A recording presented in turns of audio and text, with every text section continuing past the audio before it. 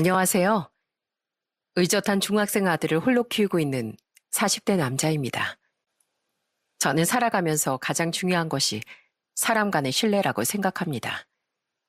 뭐든 신뢰가 있어야 연애도 하고 결혼도 하고 가정도 꾸리고 일도 할 수 있는 거잖아요. 그런데 세상엔 생각보다 그런 걸 중요하게 여기지 않는 사람들이 많더라고요. 심지어 남을 속여가면서까지 자신의 즐거움을 쫓는 사람도 있었습니다. 그것은 바로 저의 전 아내인데요. 저는 사람 인생이 어디까지 바닥을 칠 수 있는지 여실히 보여준 전 아내, 그리고 그런 아내의 편을 들어준 처갓집 식구들에 대한 이야기를 해보려고 합니다. 그럼 시작해보겠습니다. 저는 이남 일녀 중 둘째로 태어났어요. 위에는 누나, 그리고 밑에는 남동생이 있었어요. 보통 둘째는 첫째와 막내 사이에 껴서 억울하고 서러운 일만 당한다라고 생각을 하시잖아요. 그런데 저희 집만큼 예외였습니다. 저희 부모님께서 형제끼린 서로 의지하고 살아야 하고 위아래라는 것이 있으니 꼭 그 부분을 잘 지키고 살아야 한다며 무척 교육을 잘 시켜주셨거든요. 특히나 사람을 속이고 떳떳하지 못한 행동은 절대로 하고 살지 말라는 말씀을 항상 강조하셨습니다. 다른 것도 다 중요하지만 살아가면서 제일 중요한 건 바로 솔직함이야. 선의의 거짓말은 상관없지만 남을 속이기 위한 악이 섞인 거짓말은 사람의 관계도 망치고 인생까지 함께 망칠 수 있어. 그러니까 어떤 순간이든 간에 절대로 떳떳하지 못한 행동은 하면 안 된다. 알겠지? 이런 부모님의 교육 덕분에 저희 삼남매는 절대 거짓말하는 일 없고 싸우는 일 없이 우애 좋게 지냈습니다. 다른 집 형제 자매들은 서로 눈만 보며 으르렁거리고 조그만 안 맞거나 심기를 거스르면 싸우고 난다는데 누나와 저 그리고 남동생은 서로를 챙겨주기 바빴어요. 게다가 부모님은 맞벌이를 하고 계셨기에 항상 누나가 부모님 역할을 대신 해주곤 했습니다. 셋이 있다가 배가 고프면 라면을 끓여주거나 볶음밥을 해주기도 하고 저와 남동생의 준비물을 챙겨주기도 하고 장녀답게 똑부러진 모습만 보이곤 했죠. 박형곤, 너 오늘 스케치북이랑 크레파스랑 잘 챙겼어? 가져가야 하는 준비물이라고 했었잖아. 아, 맞다. 말 안 해줬으면 깜빡할 뻔했어. 알려줘서 고마워, 누나. 으이그, 누나가 꼭 이렇게 말해줘야 챙기냐? 사소한 준비물 같은 건 네가 좀 알아서 챙겨. 덤벙거리지 말고. 동생들의 준비물까지 사소하게 챙겨주는 누나를 볼 때마다 나중에 먼 미래의 어른이 되면 꼭 누나같이 꼼꼼한 사람과 결혼을 해야겠다고 생각했어요. 우리 가족은 성인이 되어서도 참 화목하게 지냈습니다. 부자는 아니었지만 마음만은 어느 가족 부러운 것이 없을 정도였죠. 그렇게 군대를 다녀오고 대학을 졸업한 다음 저는 공무원 시험을 준비했습니다. 뜬금없이 공무원이 되기 위해 시험을 준비하겠다고 선언하니 평범한 직장에 들어갈 거라 생각했던 집에선 완전히 난리가 났었어요. 형구나, 너 공무원이 얼마나 박봉인지 알기나 하니? 일은 일대로 힘든데 월급은 또 월급대로 못 받고 힘들게 공무원 같은 거 준비하지 말고 그냥 평범한 회사 들어가. 누나, 네가 정말 걱정돼서 그래. 그래, 현의 말이 맞다. 아빠 친구도 공무원이라서 아는데 월급이 정말 적은 편이야. 공무원이 철밥통이란 소리를 괜히 듣는 게 아니다. 저도 알고 있어요. 공무원 봉급이 아주 적다는 거. 하지만 안정적인 직장이잖아요. 내가 놓지 않는 한, 그리고 엄청난 비리를 저지르지 않는 한, 검은 머리, 흰 머리가 조금씩 올라올 때까지 안정적으로 일할 수 있는 직장. 전 그래서 공무원을 하고 싶은 거예요. 남들은 힘들다 포기해라고 하지만 그래도 할 수 있는 데까진 공부를 한번 해보고 싶어요. 돈을 많이 버는 것도 중요하고 남들이 모두 알아주는 대기업에 들어가는 것도 좋지만 제가 가장 중요하게 생각했던 건 바로 안정적인 것이었습니다. 솔직히 돈을 잘 번다고 해도 내 자리가 불안정하다면 그건 결코 좋은 직장이 아니라고 생각했거든요. 처음엔 가족들도 이렇게 힘든 길을 걸으려는 절 이해하지 못했지만 제가 하루에 10시간 이상씩 공부를 하니 그제서야 묵묵히 저를 믿고 응원해줬습니다. 어느 날 저녁엔 공부를 하고 있는데 어머니께서 들어오셔서 과일이 담긴 그릇을 건네주시며 이렇게 말씀을 해주시더라고요. 이왕 준비하는 거라면 될 때까지 최선을 다해 열심히 해봐. 엄마는 언제나 우리 형권이 응원한다. 감사해요, 어머니. 이번 시험 꼭 합격할게요. 이렇게 절 응원해주는 가족들을 위해서라도 저는 꼭 합격을 해야겠다 싶었습니다. 그런데 공무원 시험이라는 게 생각보다 정말 호락호락하지가 않더라고요. 6개월이라는 시간 동안 정말 하루에 9시간, 10시간씩 열심히 공부했지만 저는 아쉽게 2문제 차이로 시험에 떨어지게 됐습니다. 열심히 준비했는데 떨어졌다는 게 생각보다 충격이 굉장히 크더라고요. 가족들한텐 의기양양하게 합격하겠다고 이야기를 했는데 조금 창피하기도 했습니다. 혹시라도 가족들이 한번 떨어졌으니까 포기하고 이제 취업자를 알아보라고 할까 걱정도 됐었는데 예상외로 가족들은 제게 이렇게 이야기를 해주더라고요. 첫 술에 배부를 수 없다는 거 알지? 공무원 시험이라는 게 원래 그렇대. 한 번만에 합격하면 그게 학교 시험 수준이지 공무원 시험이라고 부르겠니? 이번 한번 떨어진 걸로 어떡하지 하고 걱정하지 말고 한 번 더 도전해봐. 왜 7.8기라는 말도 있잖아. 누나 말이 맞아, 형. 한 번 떨어졌다고 포기할 건 아니지? 형이니까 다음번에 꼭 성공할 수 있을 거야. 아자아자, 화이팅! 가족들이 이렇게 응원을 해주니 너무 고맙고 절로 힘도 나더라고요. 그래서 저는 포기하지 않고 다시 시험을 준비해보기로 했어요. 그리고 한창 시험을 준비하던 무렵쯤 친구로부터 아내를 소개받게 됐습니다. 아내는 저보다 나이가 4살이 어린 직장인이었는데 공부를 한답시고 소개를 받지 않겠다고 하니 친구가 제게 이런 말을 하더라고요. 시험 때까지 숨 돌릴 틈도 없이 계속 공부만 할 거야? 하루 정도 쉬어주기도 해야 할 거 아니야. 그리고 이제 내일 모레면 우리 나이도 30이야. 슬슬 연애도 하고 잘 맞다 싶으면 결혼도 준비하지. 안 그러냐? 아휴, 알았어. 만나볼게. 그런데 그 여자분은 나 공무원 시험 준비하고 있는 거 알아? 알지. 내가 미리 말해뒀어. 잘 만나봐. 좋은 동생이야. 그렇게 친구의 소개로 만나게 된 아내는 참 예쁘고 밝은 사람이었어요. 왜 그런 사람 있잖아요. 한 공간에 있기만 해도 에너지가 팍팍 넘치는 사람. 아내는 딱 그런 사람이었어요. 아내는 어색함이라곤 전혀 없이 첫 만남의 소맥을 황금 비율로 말아주는 아주 털털하고 시원시원한 성격을 가진 사람이었죠.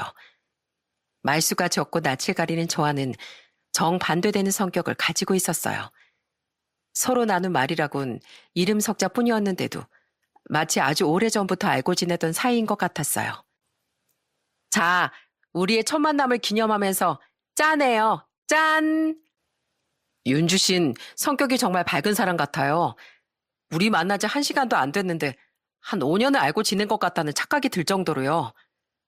제가 친구들 사이에서도 완전 분위기 메이커거든요. 사람이 이렇게 밝게 살아야지 어둡게 살아서 좋을 거 하나 없잖아요. 아, 그러고 보니 공무원 준비한다고 하셨죠? 시험 언제예요? 앞으로 3개월 남았어요. 지난번에 아쉽게 떨어져서 이번에 꼭 붙고 싶은데 과연 잘할 수 있을지 모르겠네요. 에이, 그런 식으로 말하면 잘 되려던 것도 망해요. 그러지 말고 이렇게 말해봐요.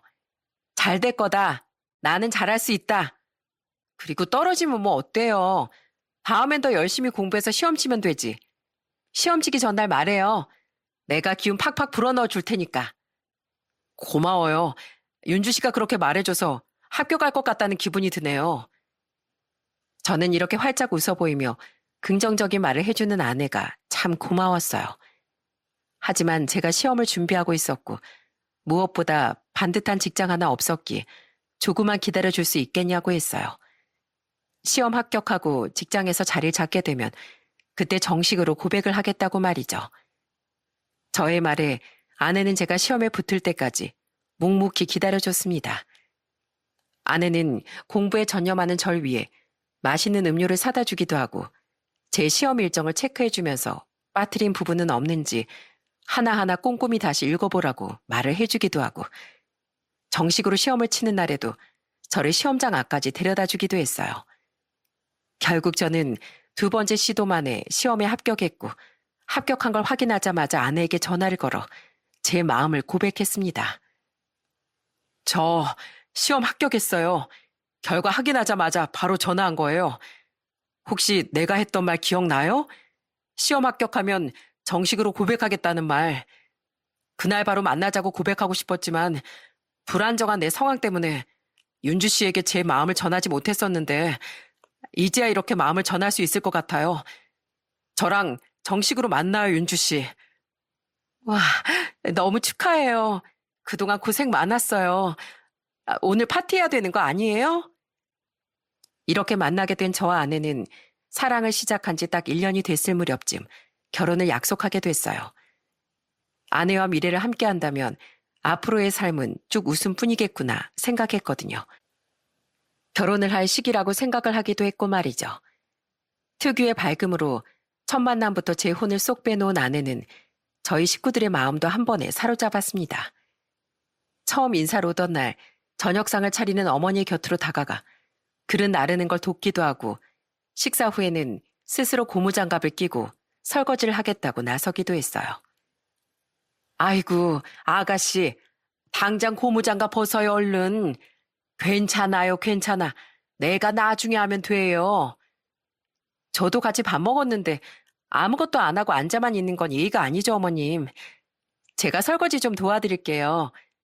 집에서도 항상 밥 먹고 나면 제가 설거지 먼저 하고 그랬어요. 어머닌 시키지 않아도 살갑게 행동하는 아내를 굉장히 마음에 들어 하셨습니다. 게다가 누나랑도 죽이 참 잘 맞았어요. 누나는 공방에서 직접 팔찌나 반지 같은 걸 만들어 끼는 걸 좋아했는데 마침 아내도 그런 취미가 있었거든요. 아내는 누나의 손목에 끼워진 팔찌를 보고서 웃으면서 이렇게 말했습니다. 언니, 혹시 이거 직접 만드신 거예요? 어디서 만드셨어요? 우리 집 앞에 있는 공방에서 만들었어요. 제가 이런 거 만드는 게 취미라서. 와, 언니 저랑 취미가 똑같으시네요. 저도 이런 거 만드는 거 좋아하거든요. 반지도 직접 만들고 팔찌도 만들고. 다음에 공방 가시면 저도 꼭 데리고 가주세요. 오, 정말요? 나랑 취미 비슷한 사람 아직까지 한 번도 못 만나봤는데 다들 돈 주고 사면 되지. 뭐하러 귀찮게 일일이 만드냐고 하더라고요. 괜히 반갑네요. 첫 만남에 이렇게 생글생글 웃으며 가족들에게 살갑게 말을 붙이는 아내를 가족들은 모두 마음에 들어 했습니다. 그리고 저도 처갓집에 인사를 드리러 장모가 살고 계시는 지방으로 향했어요. 장인께선 아내가 5살이 되던 무렵 세상을 떠나셨고 그 시간 동안 장모 혼자 처형과 아내를 키우셨다고 하더라고요. 장모는 절 보자마자 팔짱을 딱 끼고선 이렇게 말했습니다. 자네 우리 윤주 손에 물 한 방울 안 묻히고 행복하게 해줄 자신이 있어? 아이 엄마도 참 무슨 그런 걸 물어봐. 예비사에 부담스럽게. 엄마라면 당연히 딸내미 시집 보내기 전에 이런 거 정도 물어봐야지. 내가 너를 얼마나 곱게 키웠는데 이 정도 질문은 기본이지. 네, 자신 있습니다. 절대로 저한테 시집 온 거 후회하지 않도록 행복한 사람으로 만들어줄 생각입니다. 절대 눈에 눈물 한 방울 나지 않도록 남편으로서의 역할에 최선을 다하겠습니다. 말만 번지르르하게 하는 게 아니라 정말로 자신이 있었습니다. 3개월간 절 묵묵히 기다려준 사람인데다 1년 동안 만나면서 단 한 번도 싸운 적도 없었고 또 잘해줘야겠다 하는 생각만 들었던 사람이었기에 결혼을 하고 나서도 행복하게 해줘야지 하는 생각뿐이었어요. 장모는 그런 절 보고서 웃으며 이렇게 대답해줬습니다. 그래, 그렇게 자신있게 대답해야 나도 안심하고 딸내미를 보내지. 보다시피 우리 집에 남자가 없어. 애들 아빠가 사고로 일찍 세상을 떠나버렸거든.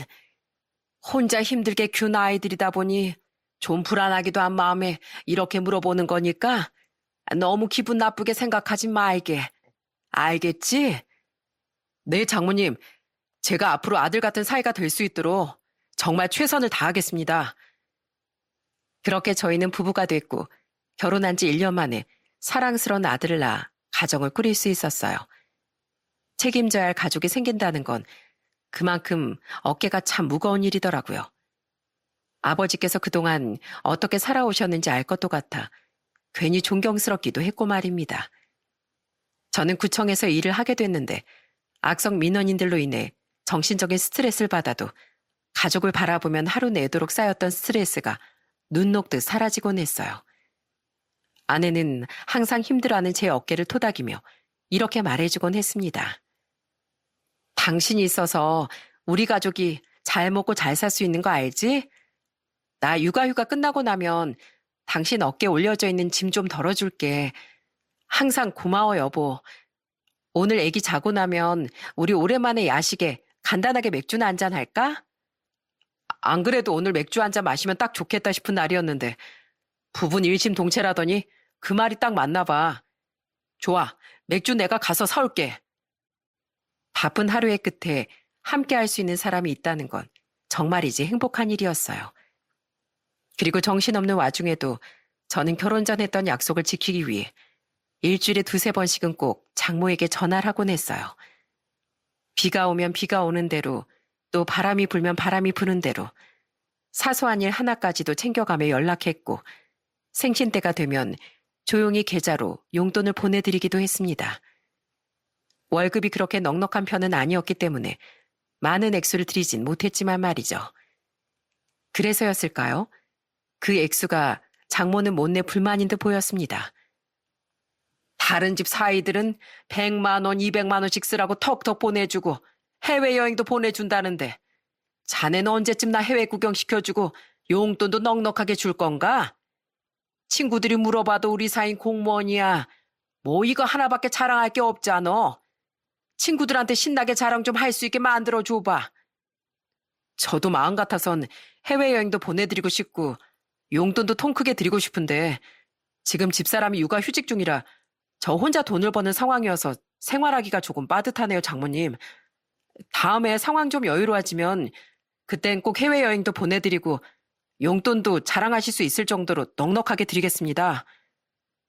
저의 말엔 틀린 게 하나도 없었습니다. 아내가 돈을 벌지 않고 있는 상황이었기 때문에 저 혼자 외벌이론 장모에게 액수가 큰 용돈을 드릴 수도 원하는 해외여행을 보내드릴 수도 없었어요. 그래서 언제나 다음을 기약해야 했습니다. 특별한 날만 드리는 용돈인데 좀 넉넉하게 드릴 수도 있지 않느냐 하시는 분들도 계실 거예요.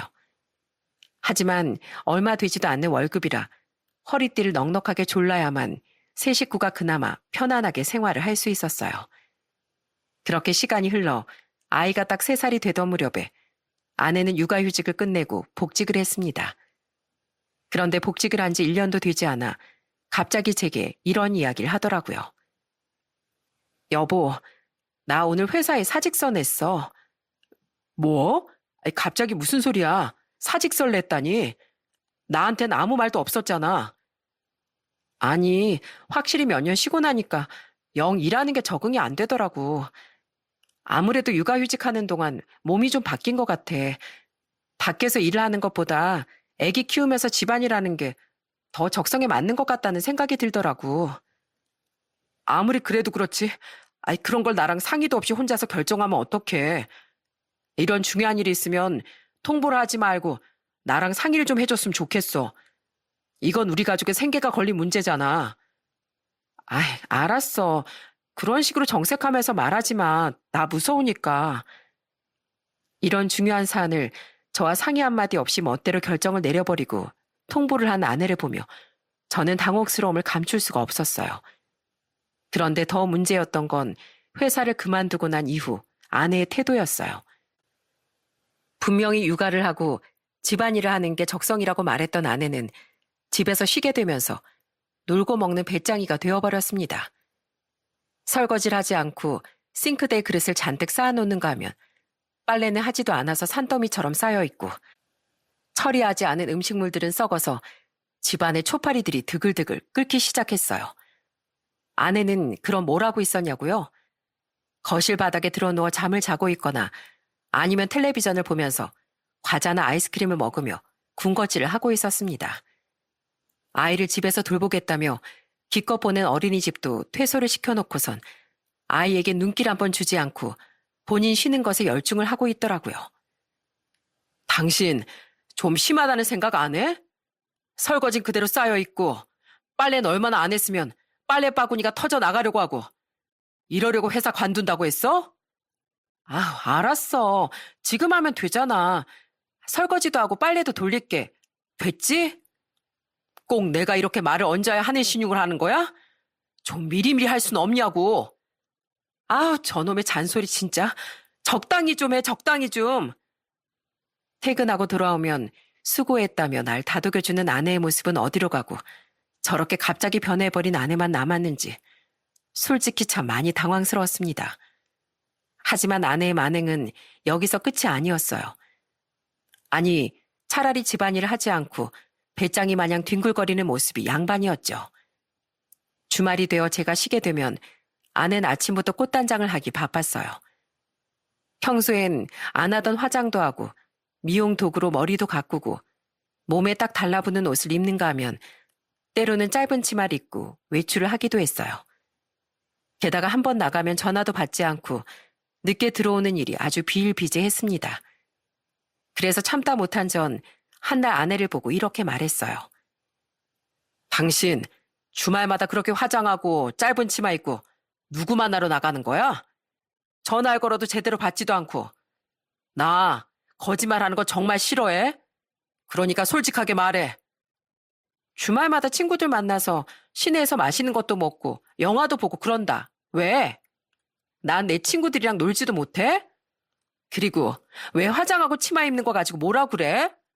나한테 간섭 좀 하지 마. 간섭? 이게 간섭으로 보여? 나 오늘도 친구 만나기로 했는데 괜히 기분 잡치고 싶지 않아. 오늘 늦게 들어오니까 밥은 알아서 챙겨 먹어. 애 밥도 당신이 알아서 챙겨 먹이고. 여러분들은 이 상황이 납득이 가시나요? 어린 자녀를 키우고 있는 애 엄마가 주말마다 화장을 하고 짧은 치마를 입고 외출을 하는 게 저는 도무지 이해가 가질 않아서 아내를 붙잡고 물었던 건데 돌아온 답변에 그저 기가 찰 뿐이었습니다. 그런데 처형까지 제게 전화가 와서 이렇게 이야기를 하더라고요. 제부, 윤주한테 이야기 다 들었어. 오늘 아침부터 대판 싸웠다면서. 그런데 들어보니까 제부가 잘못했던데 윤주한테 먼저 사과하는 게 어때? 솔직히 처형은 이해가 가세요? 아이도 있는 사람이 주말마다 화장하고 짧은 옷 입고 나가면 전화도 안 받아, 문자도 안 받아. 제가 걱정이 안 될 수가 없지 않겠습니까? 평생 같이 살 사이끼리 뭐 그런 사소한 것 가지고 싸워서 나한테까지 연락이 오게 만들어. 그런 말이 있다고 해도 이해 안 가는 건 안 간다고 이야기를 해야죠. 어디 가면 간다. 누구 만나면 만난다. 늦게 들어오면 오늘 좀 늦을 것 같다. 이 말 한마디 해주는 게 그렇게 어려운 일은 아니잖아요. 제 말이 틀렸나요? 제부 말이 맞지. 맞는데 아유 그냥 귀찮게 살지 말라고 그 말을 해주고 싶었던 거야. 제부랑 윤주랑 싸우면 결국 나만 피곤해져.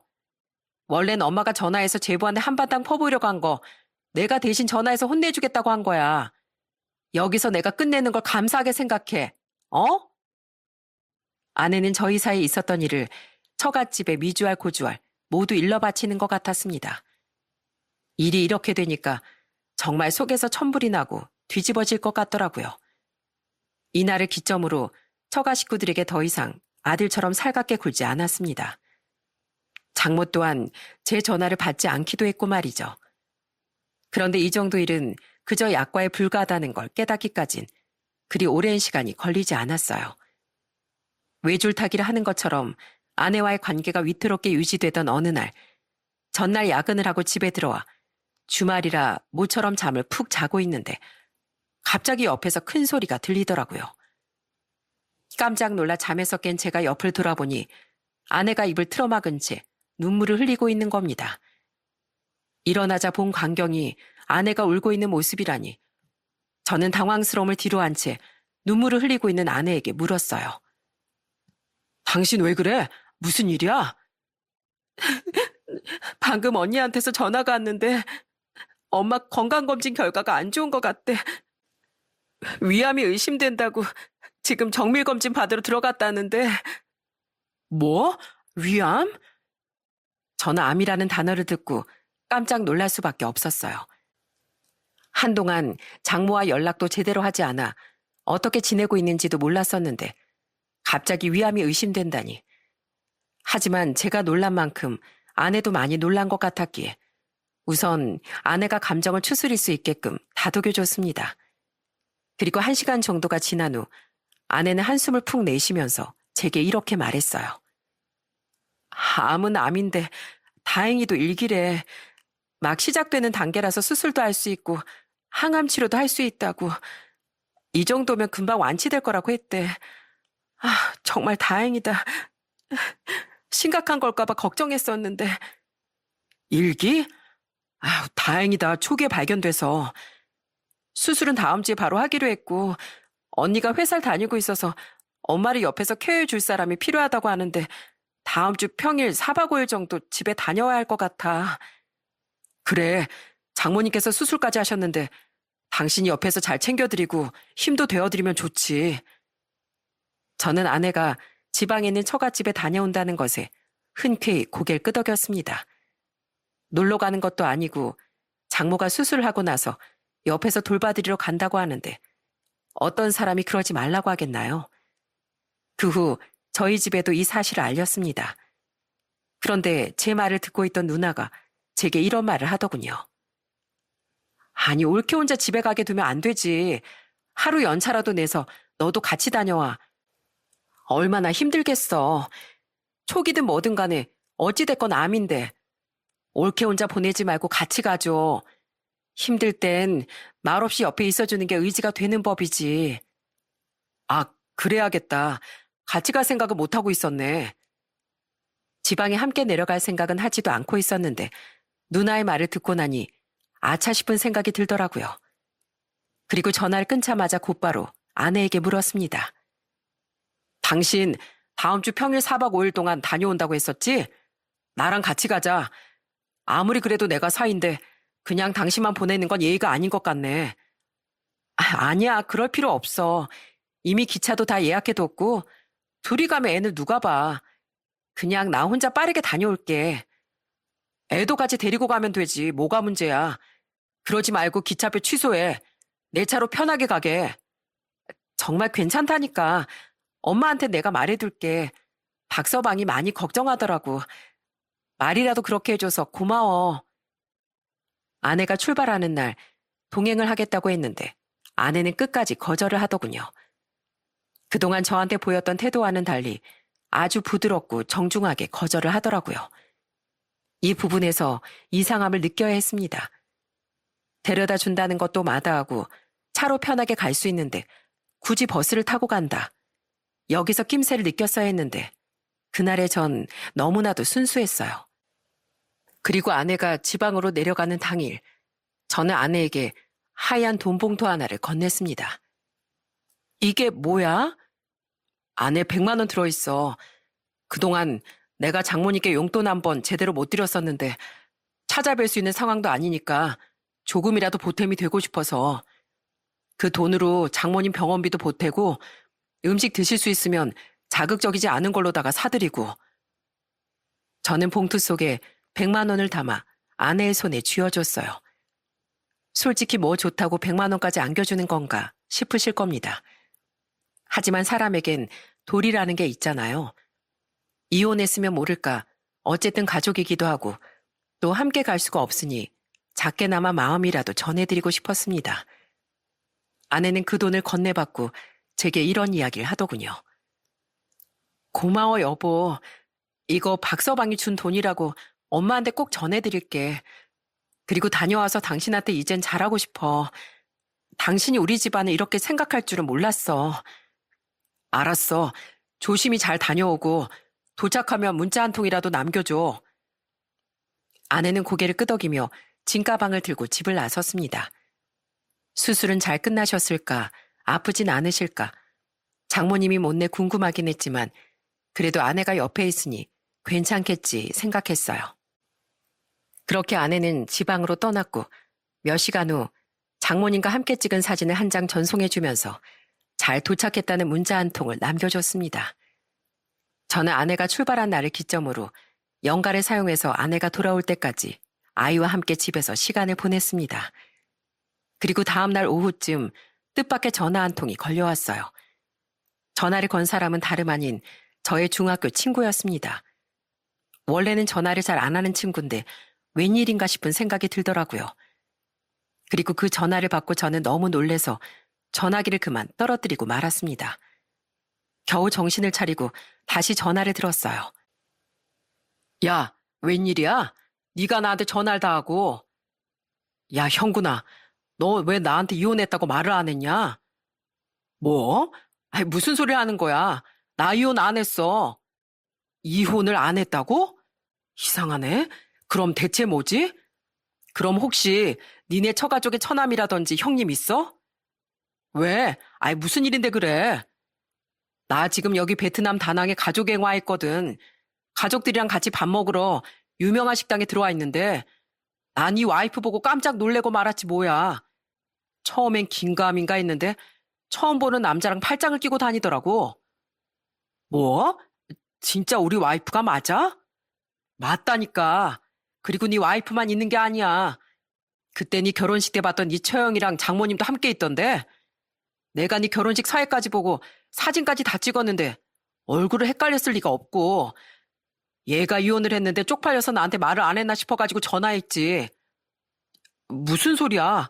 와이프는 장모님 편찮으시다고 해서 병간호 해드린다고 어제 지방에 있는 친정으로 내려갔는데 나한테 잘 도착했다고 사진까지 찍어서 보내줬었어.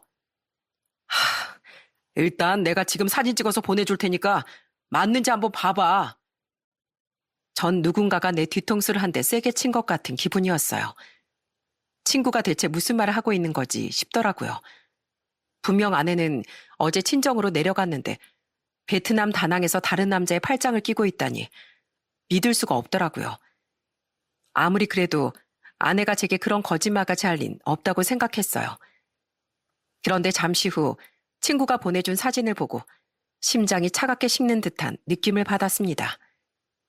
그 사진 안에는 누가 봐도 아내처럼 보이는 여자가 옆에 앉은 남자에게 웃음을 띠며 먹을 것을 떠먹여주는 장면이 담겨 있었어요.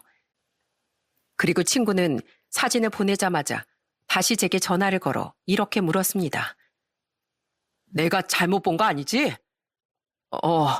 네가 잘못 본 거 아니야. 우리 와이프 맞아. 휴대폰을 쥔 손이 사시나무 떨리듯 덜덜 떨려왔습니다. 언제부터 외도를 저지르고 있었던 건지, 아니 그 전에 왜 거짓말을 한 건지 도무지 이해할 수 없었어요. 여러분, 그런데 그거 아시죠? 사람이 너무 화가 나면 되려 더 이성적인 사람이 되고 차분해진다는 걸. 저는 어쩔 줄 몰라 하는 친구에게 이렇게 말했습니다. 혹시 괜찮으면 계속 사진 보내줄 수 있어? 영상도 괜찮고 동선 겹치는 대로 보내주면 좋을 것 같은데. 그래, 알았어. 다행히도 우리랑 조금 떨어져서 있기도 하고 내가 선글라스를 끼고 있어서 네 와이프는 나 못 알아보는 것 같으니까 동선 겹치는 대로 사진 아니면 영상 찍어가지고 보내줄게. 그런데 너 괜찮냐 정말? 괜찮아. 고맙다. 이렇게 이야기해줘서. 동선 안 겹치면 무리해서 안 찍어줘도 괜찮으니까 되는 대로만 보내줘. 그렇게 저는 전화를 끊었습니다. 그런데 참 희한하게도 친구와 아내는 계속해서 동선이 겹친다고 하더군요. 제 휴대폰으로 날아오는 사진들과 영상들은 정말 가관이었어요. 아내는 자연스럽게 낯선 남자의 팔짱을 끼고 딱 달라붙은 채 포즈를 취하고 있었고 장모와 처형은 그 모습을 보고 아이고 예쁘다 하며 사진을 찍어주고 있었어요. 그 영상을 보는데 저도 모르게 헛웃음이 다 나더라고요. 게다가 다른 관광객들에게 사진을 찍어달라고 부탁해서 네 사람이서 같이 사진을 찍는 모습도 메시지로 도착했습니다. 친구가 보내주는 영상, 사진들을 저장하는 저의 마음은 말 그대로 갈갈이 찢어지는 것 같았어요. 그리고 그걸 보면서 저는 아내와 갈라서야겠다고 마음을 먹었습니다. 제게 이런 말도 안 되는 거짓말을 한 사람이랑은 절대로 한 집에서 살 수 없다고 생각했거든요. 이후 친구에게서 또 한 번 전화가 걸려왔습니다. 이젠 동선이 갈라져서 사진이랑 영상 못 보내줄 것 같은데 형구나, 내가 남의 집 사정에 너무 감나라 배나라 하는 걸 수도 있는데 너 그냥 이혼해. 내가 너라면 당장 전화로 이혼하자 가겠어. 아님 내가 당장이라도 가서 엎어버릴까? 아휴, 내가 화딱지 나서 우리 가족여행도 망쳐버렸다, 야. 우리 와이프도 형곤씨 불쌍하다고 난리야. 그래, 알았어. 암튼 일 해결하고 따로 연락할게. 오늘 고생했다. 고맙다. 그래, 힘내고 조만간 소주 한잔 하자. 전 아내한테 바로 연락을 하지 않았습니다. 한국에도 없는 사람한테 전화해서 뭘 할 수 있겠나요? 직접 얼굴 보고 응징을 하고 싶었어요. 그리고 그 시간 동안 앞으로 어떻게 대응해 나갈지 준비를 했습니다. 며칠 후 아내는 아무것도 모른 채 즐거운 표정을 하며 집에 돌아왔더라고요. 저는 그 얼굴을 빤히 쳐다보다 방긋 웃으며 아내에게 인사를 건넸죠. 잘 다녀왔어? 장모님은 좀 어떠셔? 괜찮으셔. 수술도 잘 끝났다고 하시고 관리만 잘해주면 재발할 일 없을 거래. 그래? 참 다행이네. 근데 장모님 댁에서 뭐 했어? 그냥 집에만 있었어? 아님 바닷가라도 보고 왔나? 아니면 거기서 쌀국수라도 먹고 왔나 봐. 얼굴이 아주 좋아 보이네. 얼굴에 아주 웃음기가 가득 차 있고. 무슨 소리 하는 거야 갑자기. 거기서 바닷가가 왜 나오고 쌀국수가 왜 나와. 주변에 뭐 없는 거 알잖아. 며칠 동안 엄마 힘들게 간호하고 온 사람한테 할 소리야? 당황스러워하는 아내의 얼굴에 저도 모르게 웃음이 터졌습니다. 거짓말을 하는 사람들 얼굴엔 전부 다 티가 난다고 하던데 아내 얼굴을 보니 나 지금 거짓말하고 있어요 라는 게 다 적혀 있는 것 같아서 너무 웃기더라고요. 저는 당황한 표정을 짓고 있는 아내를 향해 TV를 틀면서 아내에게 이렇게 말했습니다. 여보, 내가 당신을 위해 준비했어. 아마 기대해도 좋을 거야. 자, 시작한다. 아내는 그 영상을 보자마자 뒤로 거꾸러지고 말았습니다. 네, 맞습니다. 그 영상은 바로 친구가 보내준 사진, 영상들로 제가 한 편의 외도 영상을 만들었거든요. 유튜브에 나오는 영상들처럼 음악을 넣어주며 아주 행복해하는 모습들, 장모와 처형이 그 상간남에게 우리 사위 말하는 모습들, 아내가 다정하게 애정행각하는 모습들 모두를요. 어때? 내 편집 실력이. 아주 사진발 잘 받으라고. 여기 좀 봐봐. 내가 뽀샵도 해줬는데 마음에 들어? 여보, 당신이 이걸 어떻게... 분명 당신 한국에 있었잖아. 근데 이걸 어떻게 찍었어? 말도 안 돼. 이래서 사람은 죄를 짓고 살면 안 되는 거다. 이 분리수거도 안 된 여자야. 난 좋은 게 좋은 거라고. 그래도 미워도 내 장모니까 걱정돼서 병원비에 보태라고 돈까지 쥐어줘서 보내줬더니 그 돈으로 해외여행을 갔다 와? 그것도 네 상간남이랑? 아내는 제게 미안하다고 사과를 하지도 그렇다고 발뺌을 하지도 않았어요. 아주 아무렇지 않다는 듯 본인이 바람을 피고 거짓말을 쳤다는 걸 인정했죠. 자, 내가 지금까지 보여준 영상들이랑 사진들에 대해 어떻게 생각해? 변명할 거면 한번 해봐. 당신이 나한테 얘기할 수 있는 건 오늘이 마지막일 테니까 내가 들어는 줄게. 그래, 나 바람핀 거 맞고 당신한테 거짓말 친 것도 맞아. 우리 엄마 암 아니야. 사진이랑 영상에서 봤던 것처럼 아주 건강하셔. 아무튼 들켜서 미안하게 됐네. 들켜서 미안해? 그럼 당신 옆에 있는 이 남자 누군데? 어떻게 알게 된 사람이야? 친구들이랑 술 마시면서 놀다가 우연히 친구의 친구들이 합석하게 되면서 알게 된 사람이야. 당신 같은 철밥통이랑은 다르게 큰 사업도 하는 사람인데다가 30억대 자산가야. 성격도 뒤끝없고 쿨한 사람이야. 돈 쓰는 거에 인색하지도 않고. 이번 여행도 전부 다 그 사람이 비행기표 예매하고 우리 가족 것까지 싹 다 결제해줬어. 당신이라면 돈 아낀답시고 여행도 안 간다고 했겠지? 우리 엄마도 지금 이 사람을 사위라고 부를 정도로 엄청 좋아하고. 그러면 당신이 지금 이렇게 거짓말치고 바람핀 게 합리화가 돼? 맞는 일이 되는 거야? 당신은 지금 내가 세상에서 제일 싫어하는 짓을 저질렀어. 첫 번째는 가정을 두고 다른 사람과 바람을 핀 거고, 두 번째는 거짓말한 거. 그리고 마지막으로 당신이 저지른 잘못들을 모두 합리화하는 거. 차라리 솔직하기라도 하지 그랬어. 당신 철밥통이라 싫다. 돈을 못 벌어다 줘서 싫다. 그래서 돈 잘 버는 남자 만났다. 그러니까 이혼하자. 이러고 도장 찍고 나면 우린 남이 되는 건데. 그리고 나서 다른 남자 만나도 됐던 거잖아. 이 사람이랑 확신이 생기면 그때 당신한테 그렇게 이야기하려고 했어. 그런데 이번 여행에서 그러더라. 내가 이혼을 하고 나면 나랑 바로 결혼할 거라고. 그러니까 나랑 이혼해줘. 내가 지금 살고 있는 이 집도 당신한테 다 주고 양육권까지 전부 다 넘겨줄게. 이혼 도장만 깔끔하게 찍어주면 돼. 당신도 나 같은 사람이랑 살기 싫잖아. 그치? 이야, 이제야 본색이 나오네. 상간남을 위해서라면 네 간이고 뭐고 다 빼주겠다는 심본가 보네. 집도 주고 지 자식도 다 버린다고 하니 말이야. 고맙다 고마워. 내가 큰절이라도 할게. 조금이라도 일찍 이혼하게 해줘서 말이야.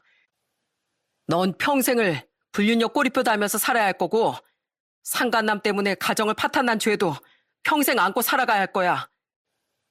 그리고 우리 아들한테도 너라는 존재는 영원히 쓰레기로 남게 할 거고. 알았어? 마음대로 해. 신경 안 써 난.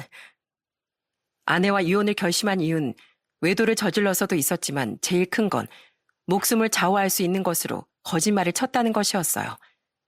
다른 것도 용서가 되지 않았지만 그런 거짓말은 아무리 생각해봐도 용서가 되지 않더라고요. 분명 잘못은 본인이 했으면서 아무렇지 않게 뻔뻔하게 고개를 들고 당당하게 이혼을 요구하는 아내를 보며 참, 내가 사람 보는 눈이 잘못됐구나 하는 생각이 들더라고요. 저는 이혼 소송을 하면서 아내와 바람이 난 그놈을 상대로도 상간남 소송을 걸어 승소할 수 있었어요. 위자료도 위자료대로 다 받아내고 양육비도 한 달에 60만 원씩 꼬박꼬박 주는 것으로 판결이 났어요. 그렇게 정말 아내와 남이 되던 날 그 자리에 따라왔던 장모가 절 보며 이런 이야기를 하더군요. 이거 참 일이 이렇게 돼서 미안해서 어떡하나. 그래도 어쩌겠어. 응당 사람이라면 더 잘난 사람한테 끌리기 마련인 것을. 이 또한 자연스러운 현상이구나 하고 받아들이면서 살아가게. 아줌마, 말 같지도 않은 소리 하지 마시고 모든 사람이 그렇다는 것처럼 일반화시키지 마시죠? 그런 사람보다 안 그런 사람이 더 많으니까. 저보다 능력 좋고 돈도 잘 쓰는 사람을 만나 얼마나 행복하게 잘 살지 기대가 되네요. 뭐 안 봐도 뻔하지만 과연 그렇게 돈 많고 능력 좋은 사람이 가난하고 보잘것없는 당신네들 집안에 뭐가 좋아서 그럴까요? 참 이상하죠? 암튼 기대하겠습니다. 뭐? 보잘것없는 집안? 전 장모가 발악하는 모습을 뒤로 한 채 그곳을 벗어났습니다. 그렇게 아내와 완전히 끝을 내게 됐어요. 이혼을 했다는 사실 하나만으로 집안 식구들과 아들에게 미안한 마음이 들더라고요. 그런데 저희 식구들은 제게 되려 잘했다며 격려를 해줬습니다. 오히려 잘 된 거지. 아휴, 그 얼굴이 두 얼굴인 줄 알았음. 진작에 며느리로도 받아들이지 않는 거였는데. 그러니까 처음에만 그렇게 행동했지 나중에 뭐 없었잖아. 명절날 와서 상 차리는 거 돕고 그냥 앉아만 있다가 쌩하니 친정으로 갔었지. 나한텐 그렇게 공방에 가자면서 온갖 친한 척이란 친한 척은 다 하더니만 결국 다 빈말이었어. 잘했어 형곤아. 바람핀 사람이랑 같이 살아서 네 인생에 좋을 거 하나도 없어. 그리고 혼자서도 애 잘 키울 수 있고. 가족들의 격려에 저는 죄송스럽기도 하고 오히려 제 아들과 파이팅하며 잘 살아야지 하는 생각도 들었어요. 움츠려 있으면 집안 공기만 우울할 뿐 이럴 때일수록 아들에게 엄마의 빈자리까지 채워주려고 노력을 해야 했습니다. 다행히도 이혼 후에도 문제 일으킨 사람이 없으니 순탄하게 흘러갔어요. 오히려 스트레스를 안 받으니 마음이 좀 편해졌다고 할까요? 하루하루를 더 뜻깊고 알차게 보냈던 것 같아요.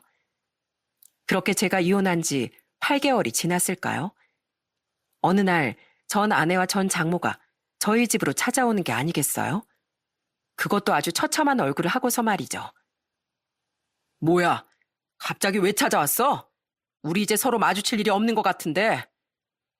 여보, 이제 와서 이렇게 찾아와서 말하는 거 아무 의미 없다는 거 잘 알고 있는데 그래도 안 하는 것보다 나을 것 같아서. 있잖아, 내가 잘못 생각한 것 같아. 아무리 생각해도 당신만한 사람이 없었는데 내가 그때 잠깐 눈이 돌아버려가지고 잘못된 선택지를 고른 것 같아. 왜? 나랑 이혼하고 새로 만난 그 30억 자산가라는 사람이 잘해줄 거라며? 바람이 문제가 아니야. 나한테 했던 말들 전부 다 거짓말이었어. 30억 자산가는 무슨? 내가 이혼을 하고 나니까 모든 게 가짜고 거짓이었어. 차도 신용카드 풀알부 땡기고 땡겨서 산 거였고, 심지어 사는 곳도 월세였고, 사업가가 아니라 그냥 백수였어, 백수. 사업가 행세하면서 이 여자 저 여자 만나는 거렁뱅이 같은 놈이었다고. 나 완전히 속았어, 속아. 우리 엄마한테도 장모님이 아니라 노친네라고 부르면서 막대하고 식물처럼 대하고. 저 박서방, 우리가 용서가 안 되겠지만 그래도 한 번만 봐줄 수 없을까? 사람이라는 게 살면서 실수도 할 수 있는 거고. 살면서 실수. 예, 누구나 할 수 있죠. 사람이니까. 세상에 완벽한 사람이 어디 있겠어요? 누구나 다 실수는 한 번쯤 하고 살아요. 저도 그렇고요. 그런데 정상적인 사람이라면 자기가 사랑하는 자식과 남편을 두고 다른 사람을 만나러 다니는 실수는 안 하는데요. 그런 사람은 이 사회에서 없어져야 하는 미꾸라지라고요. 알겠어요? 여보, 제발. 여보 같은 소리 하고 있네. 누가 여보야? 당신 스스로를 탓하고 원망해. 당신이 저 아줌마랑 우리한테 했던 실수는 영원히 사라지지 않을 거야. 그러니 영원히 반성하며 살라고. 알았어? 그리고 혹시나 해서 말해두는데 한 번만 더 우리 집 앞에서 이따위로 울고불고 난리쳤다간 그땐 말로 안 끝나. 내가 무슨 짓을 할지 궁금하면 한 번 더 찾아와서 이렇게 난리쳐봐. 알았어? 제가 대놓고 소리를 지르니 전 장모와 전 아내는 큰 소리로 잘못했다며 울기 시작했습니다. 저는 그 사람들의 추한 모습을 뒤로한 채 소리내 문을 쾅 닫아버렸어요. 참 웃기지 않나요? 30억 자산가에 좋은 차를 끌고 다니고 돈을 물쓰듯 펑펑 쓰던 그 사람의 실체가 알고 보니 여자들을 등쳐먹은 사람이었다니. 결국 아내는 이혼하면서 공동 명의였던 집을 제게 넘겨주고 상간남한테 갔다가 오히려 남은 돈마저도 모두 뜯긴 채 돌아온 거였습니다. 왜 돌아온 줄 아시나요? 나중에 문자를 보내더니 공동 명의였던 집을 이혼하면서 줬으니 제발 그 지분의 일부라도 주라고 하는 거였습니다. 통장에 57만 원밖에 없다면서 말이죠. 결국 돈이었어요. 제게 와서 그렇게 울고불고 한 것도 돈을 달라는 거였습니다. 그런데 아주 절 착한 사람으로 봤나 봅니다. 어떤 정신 나간 사람이 다시 그 지분을 돌려줍니까? 저는 그 자리에서 바로 문자를 지우고 차단해버렸어요. 무슨 말 같은 소리를 해야지 말이죠. 이후 몇 번 더 찾아오곤 했지만 제가 강력하게 대응을 해서 결국 쥐새끼처럼 꼬리를 내리고 말더군요. 아마 전 아내와 장모라는 사람은 먹고 살기 위해 식당에서 일을 하든 파출부를 하든 평생을 그렇게 고생하며 살아야 될 겁니다. 다 자업자득 아니겠어요? 안 봐도 앞날이 훤히 보이는 것만 같습니다. 그것만 생각하니 얼마나 속이 시원했는지 몰라요. 조그맣던 저희 아들은 어느새 이젠 훌쩍 커서 중학교에 들어갔습니다. 교복을 입은 모습을 보는데 그게 어쩜 그렇게 마음이 뭉클하던지. 비록 엄마의 사랑은 제대로 받지 못했지만 그 부족한 사랑을 지금 저희 식구들이 한없이 가득 채워주고 있는 중이랍니다. 여러분, 육효 첩경이라는 말 아시나요? 쉽게 풀었으면 제 팔자를 제가 꼰다는 뜻을 가진 사자성어랍니다. 전 아내는 결국 이렇게 되고 말았어요. 이 사연을 끝까지 들어주신 여러분들께선 지금 내 삶에 만족하지 못하고 과한 욕심을 부려서 탈이 나는 일이 없기를 바라봅니다.